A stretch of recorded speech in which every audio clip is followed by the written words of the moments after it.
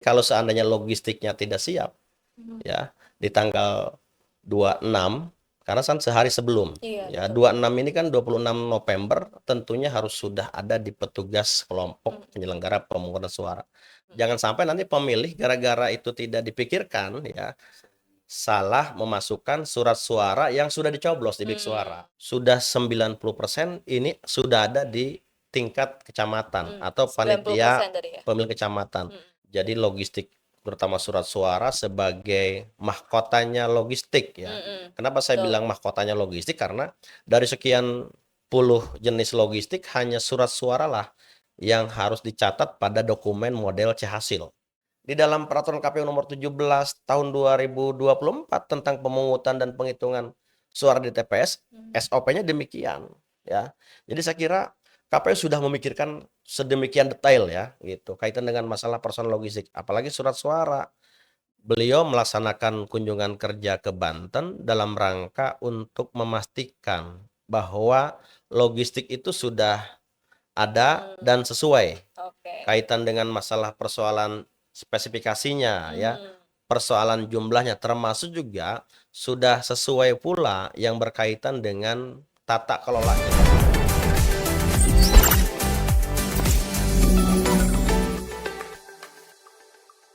Halo Sobat Ekbis, jumpa lagi dengan saya Yashifa Yasmin dalam Ekbis Banten Podcast.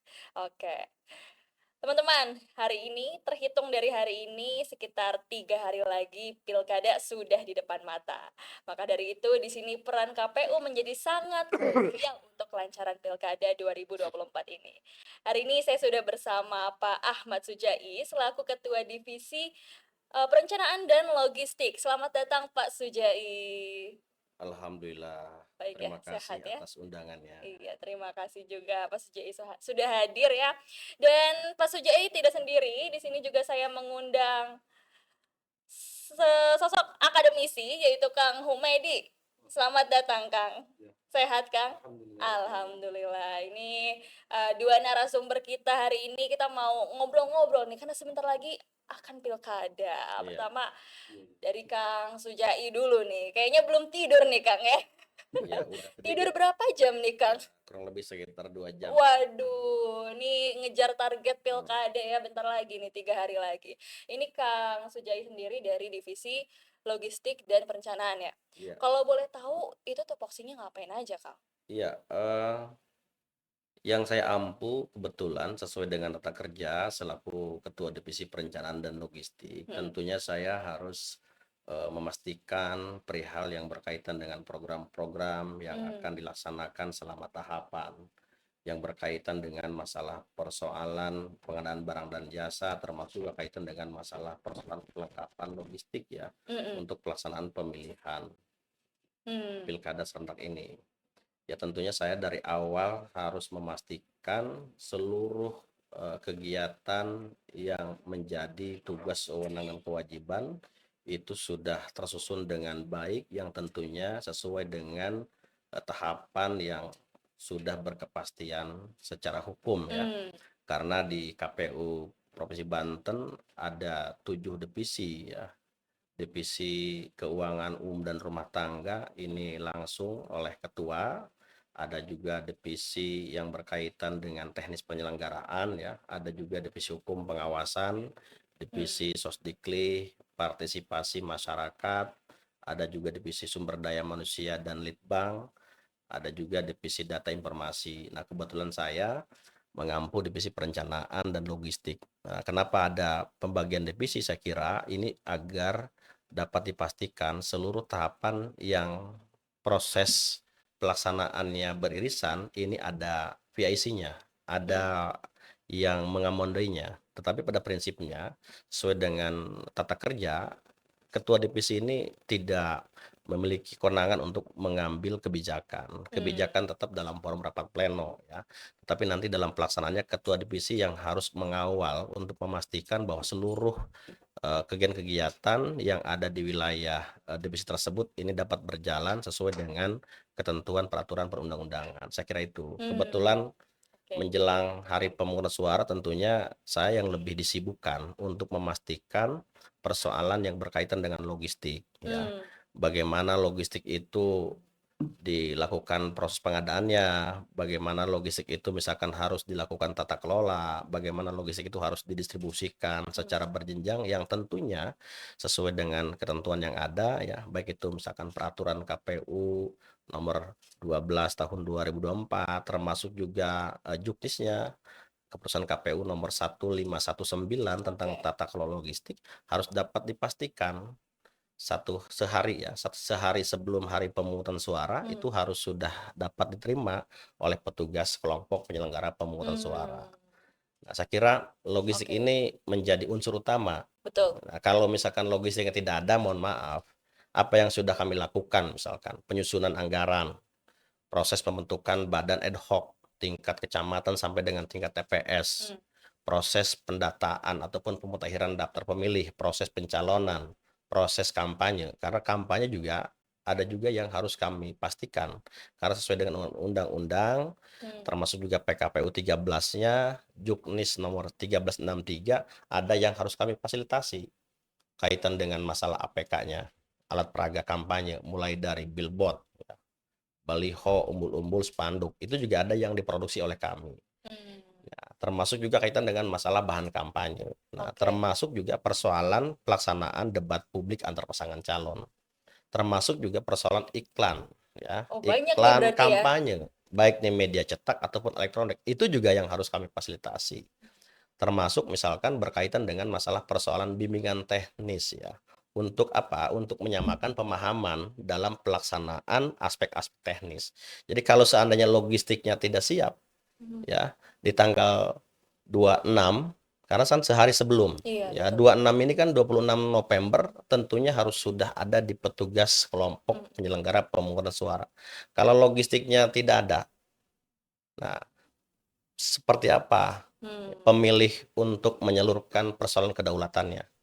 Karena kan melalui logistik, yaitu surat suara. Selain Betul. surat suara juga untuk nyoblosnya, kan paku ataupun alas untuk pencoblosan, bantalan kan kira-kira seperti itu.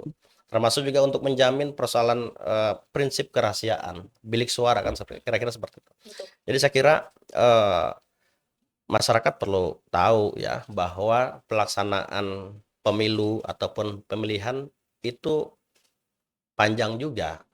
Tidak misalkan langsung ke proses pencoblosan, tapi jauh sebelum itu juga harus dilaksanakan beberapa tahapan yang saya kira itu sudah diatur oleh konstitusi kita ya. Adapun kalau proses logistiknya itu seperti apa, Pak? Ya, kaitan dengan logistik tentunya kami harus menetapkan alokasi kebutuhan. Nah, karena sesuai dengan undang-undang yang diberikan mandat atributif ya untuk menyusun regulasi yang berkaitan dengan logistik itu adalah KPRI. Ketika sudah turun produk hukum yang berkepastian, kami itu harus segera menetapkan alokasi kebutuhan. Nah, dan kebijakan yang sudah dibuat oleh KPRI ada juga pengadaan dengan metode mini kompetisi. Nah, itu sebelum proses penetapan pasangan calon sudah ada beberapa logistik yang diproduksi, sudah ada perusahaan terpilih. Nah, dalam proses mini kompetisi ini tentunya panjang juga ya tim sekretariat karena sesuai dengan undang-undang yang memiliki kewenangan untuk melaksanakan pengadaan barang dan jasanya itu ada di sekretariat ya. Ada yang namanya pejabat pembuat komitmen. Nah, sebelum dilakukan proses misalkan mengklik kalau istilah di metode katalog ya ataupun e-purchasing, itu kan ada proses verifikasi untuk memastikan kualifikasi perusahaannya. Apakah kualifikasi perusahaan itu sudah memenuhi ketentuan atau tidak. Ketika perusahaan-perusahaan ini sudah memenuhi kualifikasi, maka perusahaan itulah yang memiliki memiliki syarat untuk menyampaikan penawaran. Karena ada beberapa jenis logistik yang proses pengadaannya dengan metode e-katalog ya, mini kompetisi seperti kotak suara, bilik suara, tinta, kabel tis ya, termasuk juga segel, ada juga daftar pasangan calon, ada juga formulir model C hasil ukuran plano, formulir C salinan ukuran A4, termasuk juga yang berkaitan dengan alat bantu tunanetra ABTN.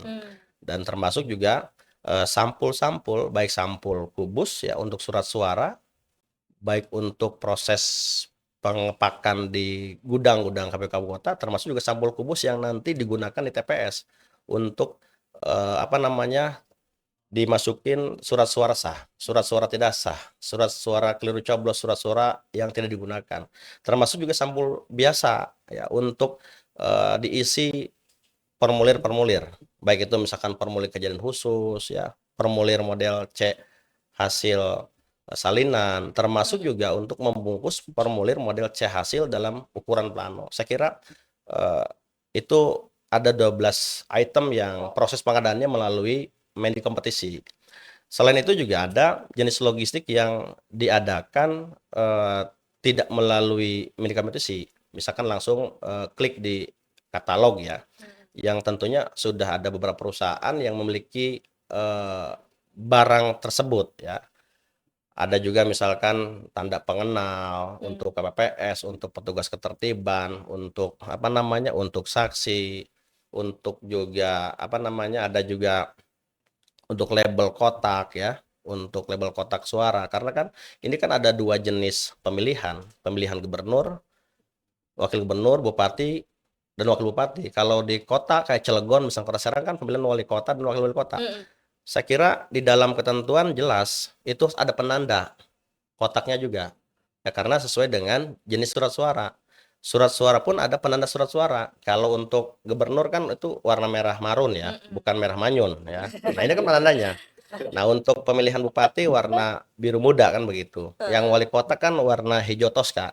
Saya kira kotaknya pun harus ada label ya, harus ada ciri. Penanda ya. Jangan sampai nanti pemilih gara-gara itu tidak dipikirkan ya, salah memasukkan surat suara yang sudah dicoblos di bilik suara. Nah, saya kira setelah beres proses penetapan pasangan calon, kami juga harus segera menetapkan kaitan dengan masalah persoalan apa Teknis namanya ya. proses pengadaan yang berkaitan dengan surat suaranya, ya, daftar pasangan calonnya. Nah, saya kira banyaklah jenis logistik yang diadakan. Nah, karena ini ada istilah serentak, maka di sini ada yang namanya pembagian kewenangan pengadaan. Ada yang menjadi beban KPU provinsi, ada yang menjadi beban KPU kabupaten kota. Tetapi pada prinsipnya saya kira ini sudah diatur sedemikian rupa, tinggal kami melaksanakan saja ya yang tentunya sesuai dengan ketentuan. Nah, jadi kan banyak juga kan. Nah, setelah Sangat banyak logistik ya. datang ya dikirim oleh pihak penyedia ke gudang, itu kan harus dilakukan proses penyortiran dan penghitungan. Ya, harus disortir untuk memastikan kaitan dengan masalah persoalan jumlah, kualitas, jenis kan begitu. Nah, kalau surat suara lebih banyak lagi, selain disortir harus dilipat ya.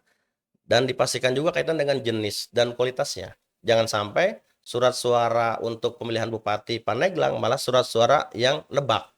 Nah, saya kira proses-proses ini juga membutuhkan apa namanya keseriusan ya, membutuhkan konsentrasi yang utuh ya. Jadi tidak boleh orang yang melaksanakan tata kelola logistik pikirannya masih campur aduk ya.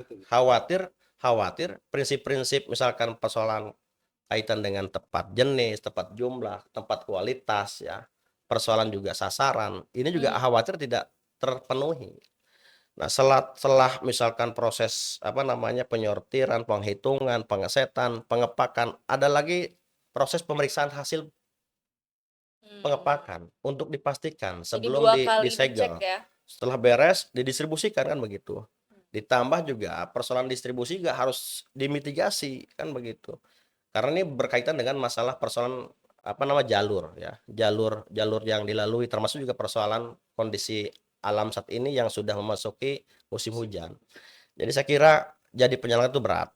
Ya, kalau misalkan saat ini banyak penyelenggara yang matanya merah, suaranya agak serak-serak basah, Seperti Bapak. ya sebetulnya itu sudah ciri khas ya, ciri khas. Semakin dekat semakin padat, gitu kan. Ibarat mata bor yang untuk apa namanya untuk bangun apa ngegali sumur ya. Karena semakin agak bawah semakin keras juga kan. Ya, saya kira itu analoginya. Tapi bagaimana deh kesiapan untuk proses logistik untuk Pilkada 2024 tanggal 27 nanti? Ya, 3 hari lagi nih. saya kira ukuran proses pelaksanaan pesta demokrasi, baik pemilu ya, yang kemarin sudah kita selesaikan di tanggal 20 Oktober dengan dilantiknya pasangan capres-cawapres terpilih, pertama dilihat dari 3 hal. Pertama dari sisi yang berkaitan dengan anggarannya, ya, regulasinya dan SDM-nya. Nah, ketiga hal ini sudah ada, ya, sudah clear dan clean, ya. Jadi sudah tidak ada alasan. Nah, dari sisi logistik misalkan, dari sisi logistik KPU Kabupaten Kota yang diberikan kewenangan untuk melaksanakan pengolahan, pendistribusian ini sudah berjalan, ya. Sudah 90% ini sudah ada di tingkat kecamatan atau 90% panitia tadi ya? pemilih kecamatan. Jadi sudah clear karena dalam waktu dekat juga 3 hari menjelang hari pemungutan suara, petugas kelompok penyelenggara pemungutan suara yang tersebar di 17.231 TPS, 1.552 desa kelurahan, 155 kecamatan ini akan segera menyampaikan, mendistribusikan model C pemberitahuan kepada pemilih yang terdaftar pada daftar pemilih tetap. Jadi saya kira sudah clear. Nanti tanggal 26 KPPS juga sudah mendirikan tempat untuk pemungutan suara. Jadi saya kira sudah Cukup siap ya? cukup ya gitu, sudah cukup kaitan dengan masalah persoalan untuk memastikan bahwa pilkada yang akan dilaksanakan 4 hari lagi, hari Rabu tanggal 27 November 2024 bisa dilaksanakan. Oke, terima kasih nih Kang Sujai. Kita beralih ke Kang Humedi nih. Gimana nih tanggapan Kang Humedi?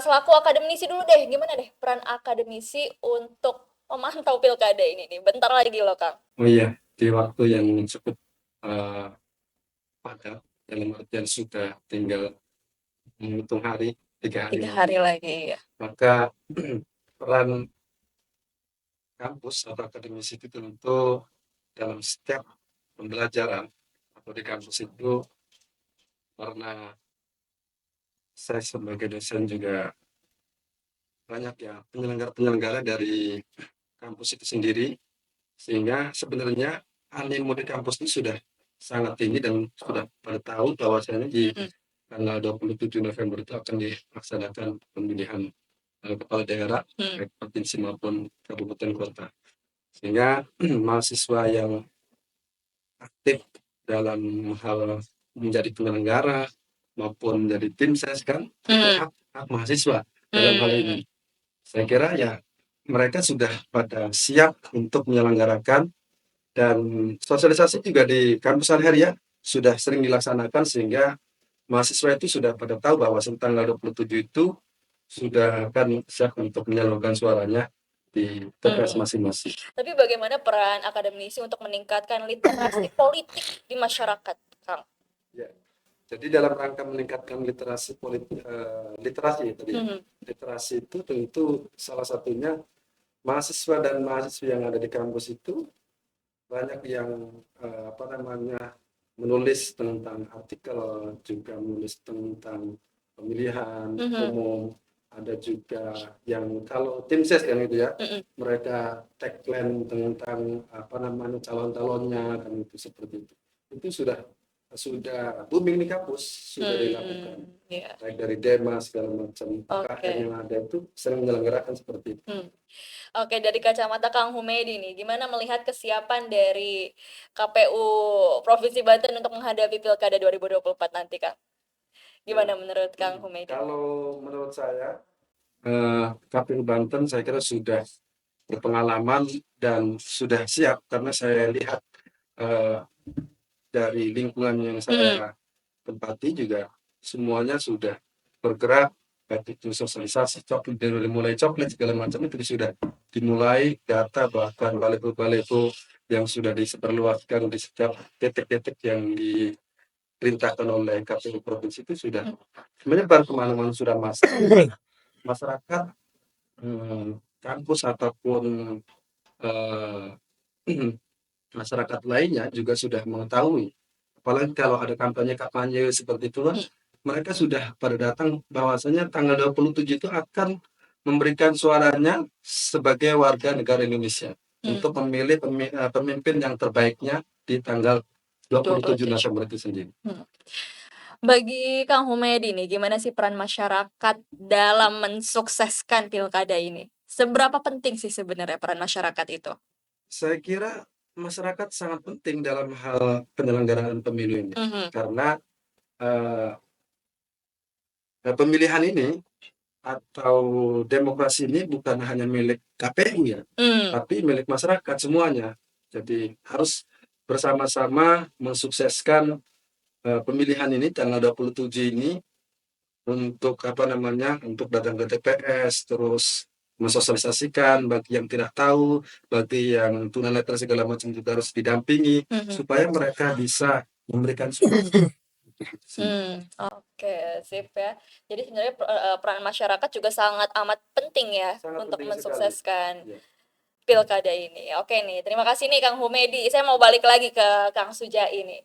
Kang, terkait logistik ya Kang. Jika terjadi dan mungkin pernah terjadi ya sebelumnya ada surat suara yang tertukar antara Kabupaten Serang dengan Bogor. Pernah sempat. Bagaimana dari KPU sendiri untuk mengantisipasi supaya hal tersebut tuh nggak terjadi lagi gitu. Dan seandainya terjadi gitu Kang, gimana nih? Iya, saya kira KPU di Kab Kota sudah kita berikan pemahaman ya. Mhm. Karena di dalam keputusan KPU nomor 1519 yang berkaitan dengan tata kelola logistik, bahwa ketika logistik itu sudah mereka terima, bukan hanya disimpan, tetapi SOP-nya adalah dilakukan proses penyortiran. Disortir untuk dipastikan yang tadi saya sampaikan, persoalan jenis ya, persoalan kualitas ya. Itu juga harus dilakukan penyortiran. Nah, berkaitan dengan adanya temuan yang di Kabupaten Serang, itu kan bagian daripada hasil dari kegiatan penyortiran. Nah, saya kira KPU sudah memiliki pengalaman dalam persoalan yang berkaitan dengan tata kelola logistik.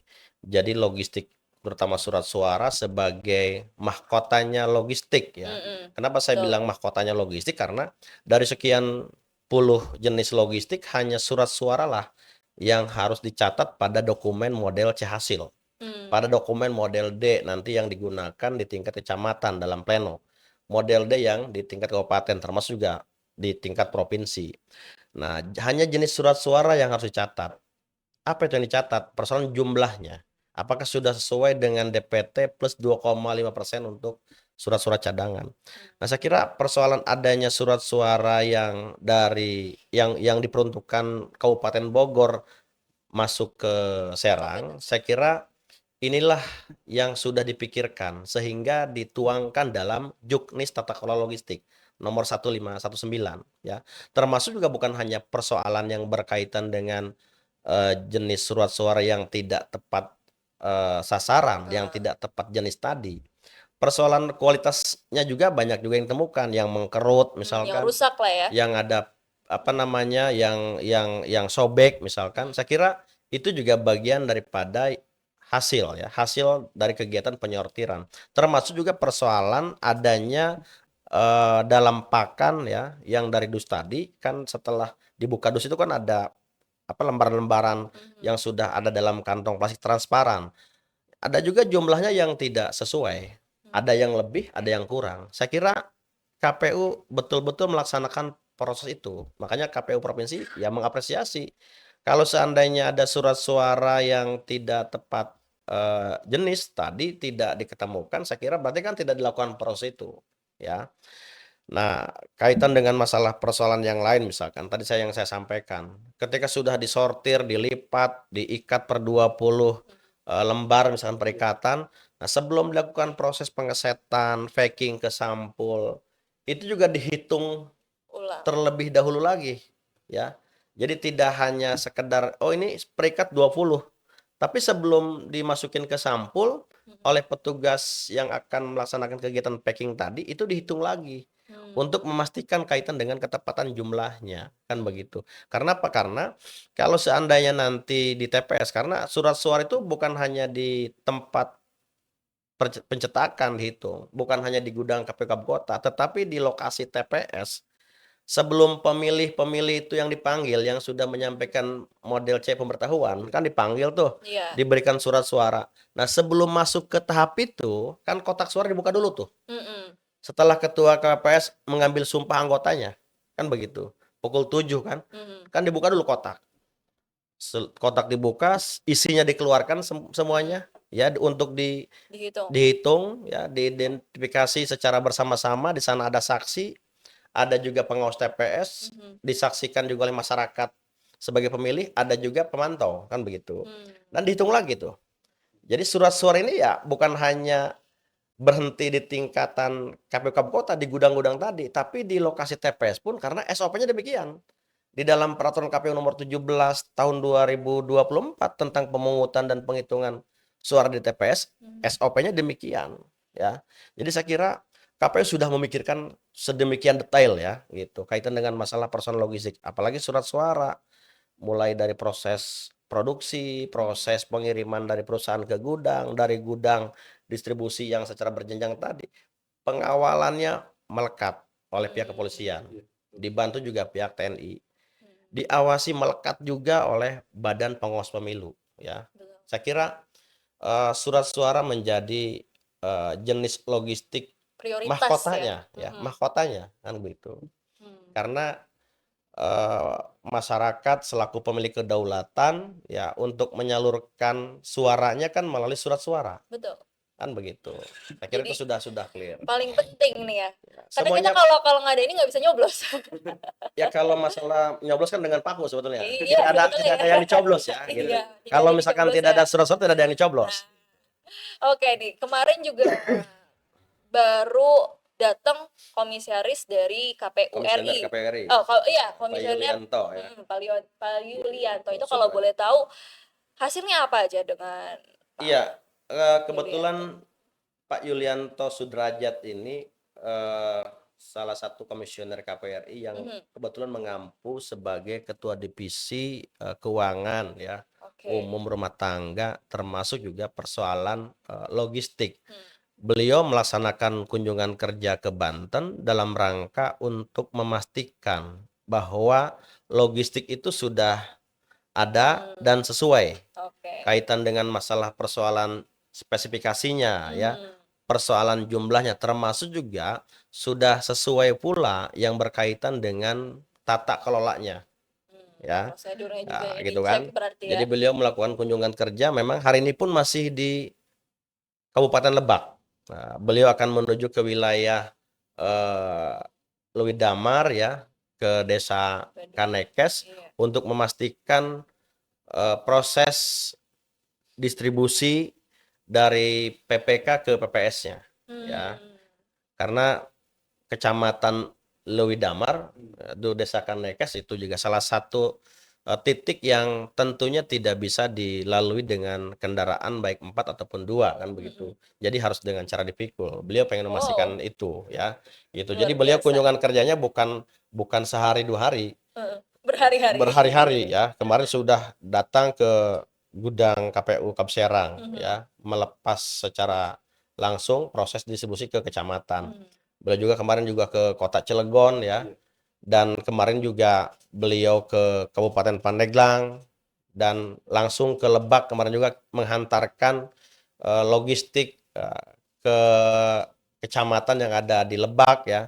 Hari ini pun dia menuju ke wilayah Lewi Damar gitu kan, dan bermalam di wilayah sana di Kanekes ya untuk ya menyapa warga setempat di sana ya.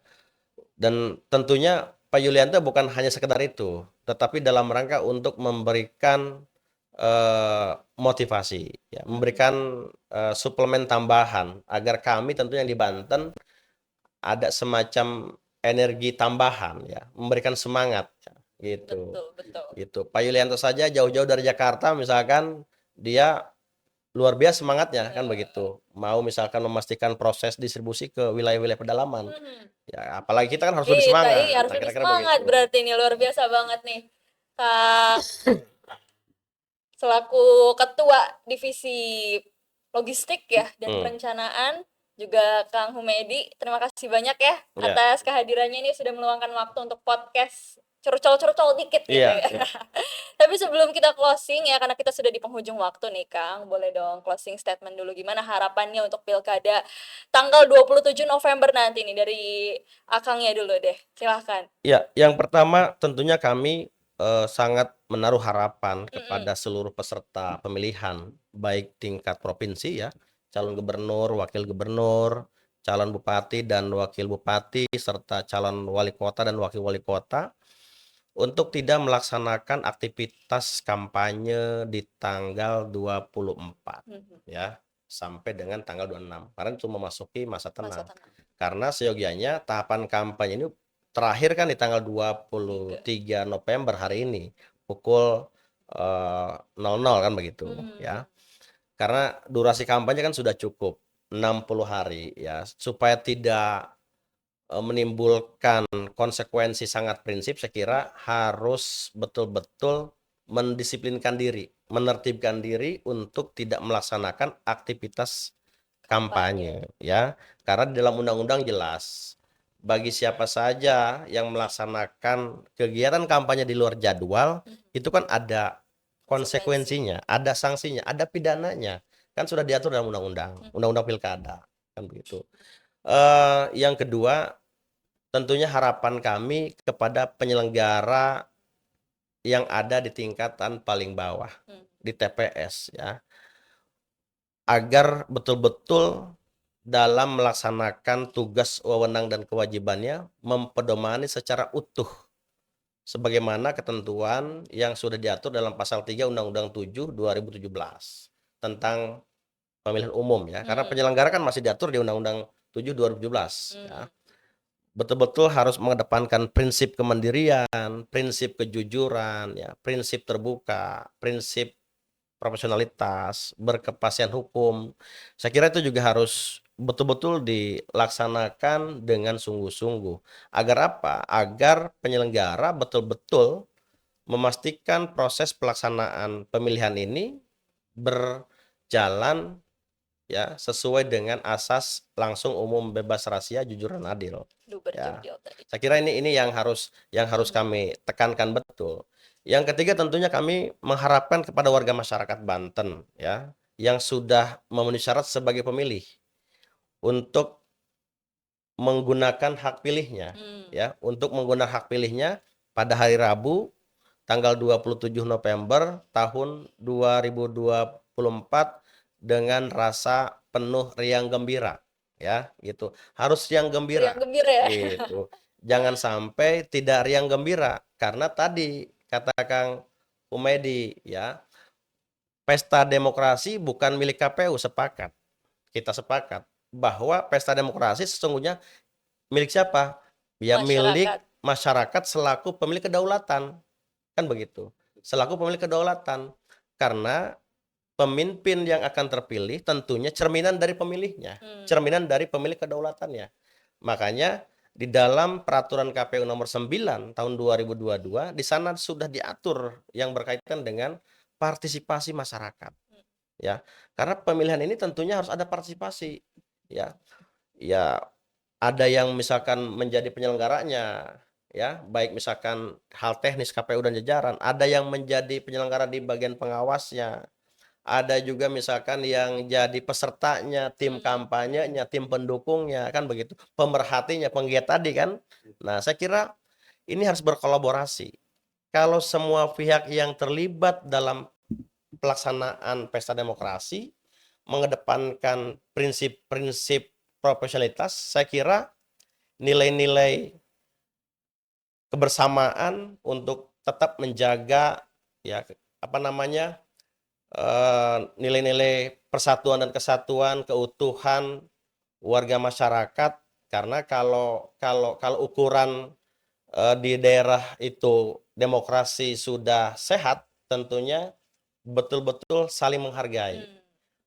Persoalan beda dukungan, beda pilihan, saya kira itu bagian daripada apa? Daripada pelaksanaan asas pemilihan itu sendiri. Luber jurdil kan Betul. begitu. Nah, saya kira semua pihak harus betul-betul menertibkan diri, Hmm. mendisiplinkan diri agar apa? Agar kita sebagai warga masyarakat Banten betul-betul menjadi suri tauladan untuk warga masyarakat di 36 provinsi lainnya. Hmm. Karena kan yang melaksanakan pilkada kan ada 37 ya. Kalau daerah istimewa Yogyakarta kan tidak. Hmm. Ya, tidak ada pemilihan. Nah, saya kira Banten ini harus betul-betul kompak ya.